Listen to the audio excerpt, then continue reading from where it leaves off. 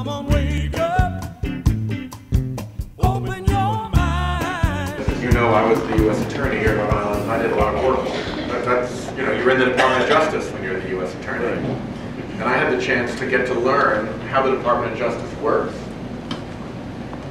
And I can assure everybody in this room that it's not just the Constitution that protects you. It's not just the statutes of the United States that protect you. It's also practices and traditions, the way that over many, many, many years, decades and generations, the Department of Justice has learned to do its business. Because if it does things a certain way, it stays out of trouble. It doesn't do things that are wrong. We get better, fairer justice in this country. They're taking those things, those practices and those traditions, and they're just stomping all over them. And you know what it is? It's a version in law enforcement of what they did in the intelligence function before the run-up to the Iraq War. There were similar kind of internal practices, traditions, sort of the architecture of how intelligence was analyzed.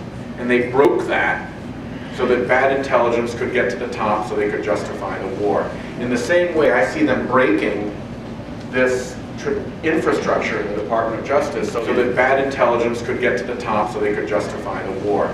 In the same way, I see them breaking this infrastructure in the Department of Justice so that they can force things through. The thing that killed me when I was examining Gonzales the other day, we all know that the White House is not always a great effect on the Department of Justice, right? If you want an independent Department of Justice, one of the places it's got to be independent from is the White House. So over many, many years, a wall was built up between the two with a little hole in it. And if you're in the White House, if you're a political operative in the White House, and you want to talk to somebody in the Department of Justice about prosecution, you've got to go through that little hole. And it was limited to 4 people in the White House and 3 people in the Department of Justice. President, Vice President, White House Counsel, Deputy White House Counsel on the White House side, Attorney General, Deputy Attorney General, Associate Attorney General on the Justice Department side. 7 people total, all very high-level people. So it really got your attention to have a conversation like that, because you had to get really big people involved. They've changed that. Now on the White House side, it's not 4, it's 417. And one of those 417 is Karl Rove. What possible good is it to take something that's been built up over decades, over years, to protect us, in recognition of the efforts that White House has made over the years to influence the Department of Justice, and tear something down that's been so carefully constructed? Why a 100-fold increase in the number of White House political operatives that need to be able to talk to the Department of Justice on cases? There is no legitimate good reason for that. And that's the kind of stuff that we've got to push back on. NBC 10's Liz Arago spoke to the senator tonight in Cranston. We need, I think, a new Attorney General.